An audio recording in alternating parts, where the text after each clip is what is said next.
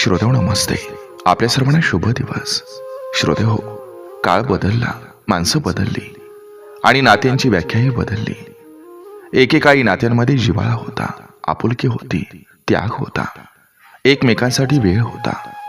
आज नाती आहेत, पण त्यामध्ये आत्मीयता नाही, बोल नाही, पण मनापासून नाही, सोबत आहे पण कायमचे नाही. आणि म्हणूनच आज माणूस लोकांच्या गर्दीत असूनही एकटेपणाशी झुंज देताना दिसतोय. श्रोतेहो, आयुष्याचा सर्वात मोठा धडा म्हणजे प्रत्येक नातं शेवटपर्यंत टिकेल अशी अपेक्षा कधीच ठेवू नका. काही माणसं फक्त एका प्रवासापुरती भेटतात, काही आपल्याला आनंद देण्यासाठी येतात, तर काही आयुष्यभर लक्षात राहील असा धडा शिकवून निघून जातात.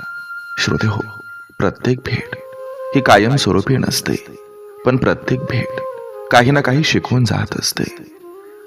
आजच्या जगात नात्यापेक्षा स्वार्थ मोठा झालाय. माणूस माणसाला त्याच्या मनासाठी नाही तर गरजेसाठी शोधतोय. काम असेपर्यंत जवळ येतो आणि एकदा का काम संपलं की ओळख सुद्धा विसरतो. आणि हे वास्तव जरी कटू असलं तरी ते स्वीकारलं की मनातील अनेक अपेक्षा आपोआप संपतात. श्रोतेहो, अपेक्षा कमी झाल्या की दुःख कमी होतं. श्रोतेहो, लक्षात ठेवा, जे नातं वारंवार स्वतःला सिद्ध करायला लावतं ते नातं नसतं, ती परीक्षा असते. आणि जे नातं तुमच्या शांततेपेक्षा तुमच्या चुका शोधण्यात आनंद मानतं ते तुमचं कधीच नसतं.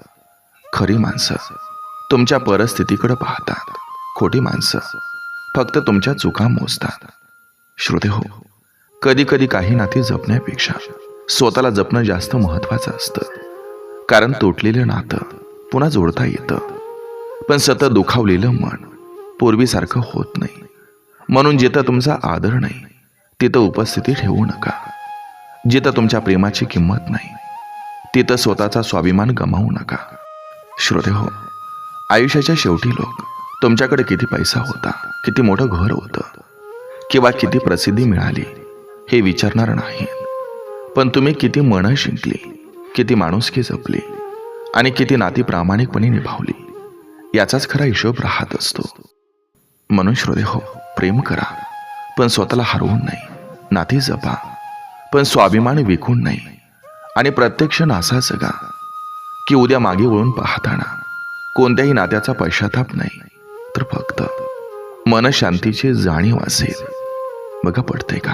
पटलं तर नक्की विचार करा. चला, आजही आपल्यासाठी सुंदर विचारांची ही शिदोरी, ही मालिका अशीच पुढे घेऊन आलोय. चला, करूया सुरुवात सुंदर विचारांना, सुंदर सुविचारांना.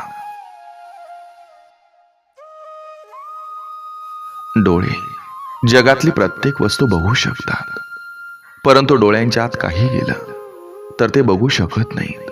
त्याचप्रमाणे माणूस दुसऱ्याचा दोष तर बघू शकतो, परंतु स्वतःमध्ये असणारे दोष तो बघू शकत नाही. सरळ सरळ जे आहे ते सांगण्याचे धैर्य आपल्यात हवं. त्यातून जे नाती टिकतील ते टिकतील, जे सोडावं लागेल तिथं इलाज नसतो.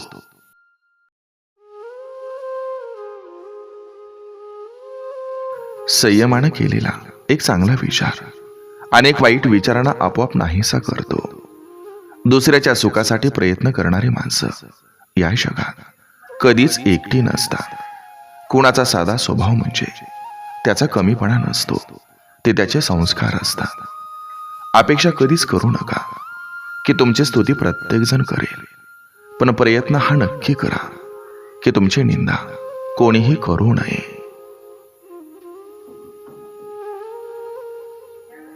मन मोकळं असणं कधीही चांगलं असतं, परंतु जीभ कधी मोकळी सोडू नये. ओझं अशा ठिकाणी उतरवून ठेवावं जिथं ते सुरक्षित राहील, आणि आपलं मन अशा ठिकाणीच मोकळं करावं जिथून ते दुसऱ्या कानापर्यंत जाणार नाही.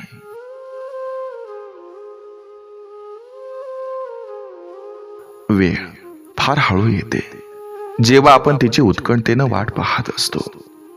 वेळ खूप लवकर निघून जाते जेव्हा आपल्याला उशीर होतो. वेळ अगदीच कमी असतो जेव्हा आपण खूप आनंदी असतो. वेळ जाता जात नाही जेव्हा आपल्याला वेदना होत असतात. प्रत्येक वेळी वेळ आपल्या सोयीप्रमाणे येत नाही, म्हणून वेळोवेळी आनंदी राहा.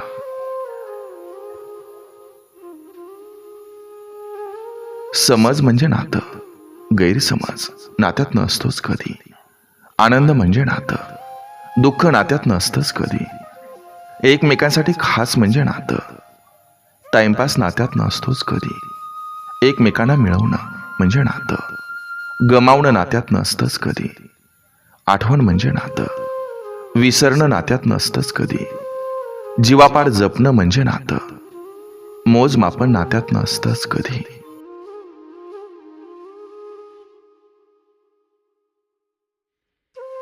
चारित्र्य शुद्ध करण्यासाठी अत्तर कुठंच मिळत नसतं, कारण ते स्वबळावर प्रामाणिकपणे कष्टानं उभा केलेल्या कर्तृत्वाच्या गंधानं दरवळत असतं.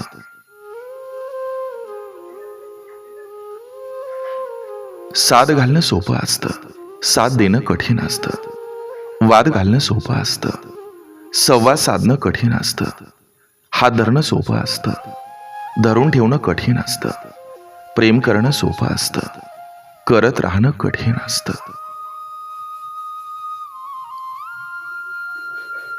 जीवनात किती आराम केला यापेक्षा किती कष्ट केलं हे महत्वाचं असतं. किती आनंद मिळवला यापेक्षा किती समाधान मिळवलं हे महत्वाचं असतं. किती सुख मिळवलं यापेक्षा किती दुःख सोसलं हे महत्वाचं असतं. किती संपत्ती मिळवली यापेक्षा किती माणुसकी मिळवली हे महत्वाचं असतं.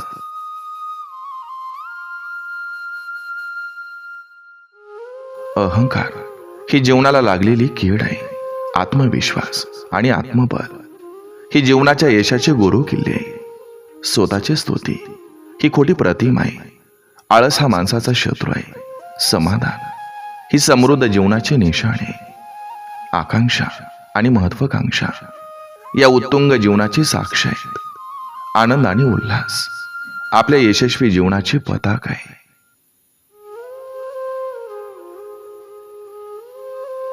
आठासानं जोपासलेला राग, दुसऱ्यानं भरलेलं कान आणि वैरभावना माणसाला अनेकदा हरवते. हे ज्यांना समजत नाही त्यांना आपण कशानं हारलो हे आयुष्यभर उमगत नाही.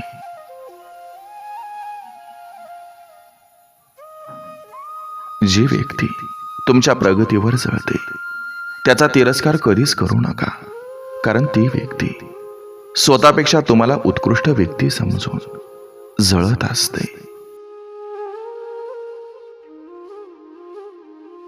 दोष लपवला की तो मोठा होतो आणि कबूल केला की नाहीसा होतो. म्हणून वागण्यात खोटेपणा नसावा, म्हणजे जगण्यात मोठेपणा लवकर मिळवता येतो. जिथं खोटेपणा आहे तिथं प्रेम नसतं, आणि जिथं प्रेम आहे तिथं खोटं बोलण्याची कधीच गरज पडत नाही.